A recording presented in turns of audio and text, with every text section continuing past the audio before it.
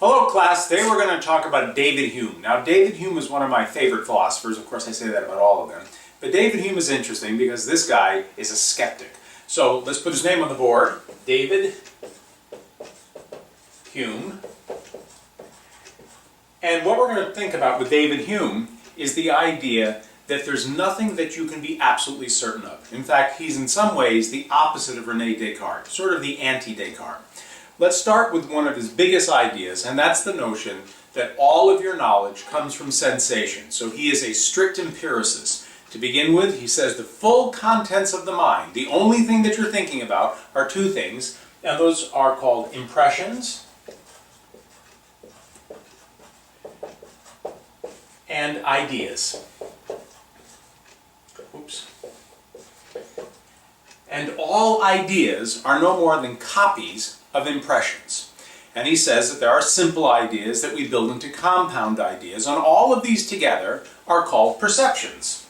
So the sole content of the mind are perceptions. This is very different than Descartes, and it's an improvement actually on Locke as well. One of the things that Hume is known for saying is that if you don't know what idea, what impression an idea has come from, then you really don't know what in the world you're thinking about to begin with. And that's one of the reasons why in the beginning of the book you see this thing, cast it then to the flames. What Hume is getting at is that if you have an idea and you don't know from what impression that supposed idea was derived, as he says, then that idea is just confused nonsense. And that's an idea that most of you probably agree with. The problem with this, for those of you in the class that I now know, is that Hume applies this skepticism to everything. Beginning yourself, he doesn't know that you have a self. He certainly doesn't accept that we have any idea of God, nor do we have any clear understanding of knowledge, and certainly we don't know substance, any stuff that exists in itself. So let's see how he gets to this extraordinary position of extreme skepticism.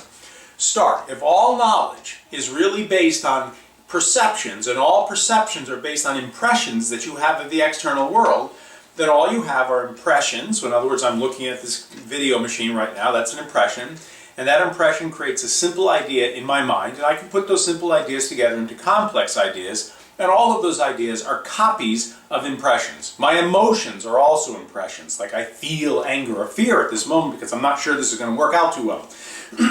And those are actually impressions because I know them immediately. Here's the big thing that Hume is renowned for, though.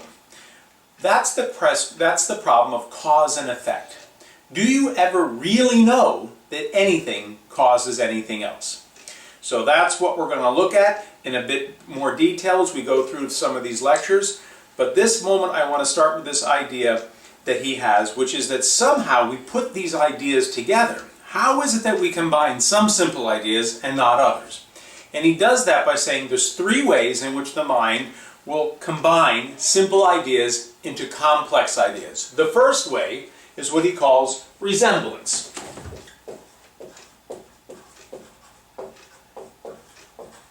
That means we connect ideas that resemble each other. So if I see a picture of my child, I think of my kid. If I see a drawing of a smiley face, I think of a smiley face. Here it is. Here's a picture of a smiley face. It doesn't look anything at all like a real face, but my mind says it resembles a smiley face, and so I bring to mind a smiley face. So that's the first way we connect ideas. We connect things like that picture with the idea that we've seen in the past of a real face. So resemblance is the first way we connect ideas. The second way we connect ideas is what he calls contiguity. Contiguity simply means we think of ideas that are next to each other. So for example, when I think of the refrigerator, I think of food that's in it. When I think of the stove, I think of pots that are on it. When I think of my bedroom, I think of beds. When I think of the bathroom, I think of, well, of course, what we think of when we're in the bathroom. Those are examples of contiguity, things that are next to each other or contiguous. And finally, the one I told you about, we connect things that we think are causally related. So the third way in which we associate ideas is causation. And these three things together are called the association of ideas.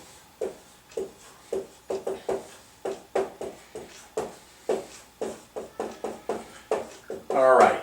Now, with that, I'm going to conclude this lecture, and the next one we're going to get into is this very difficult problem. How do we know that anything causes anything else, and what does that lead us to conclude?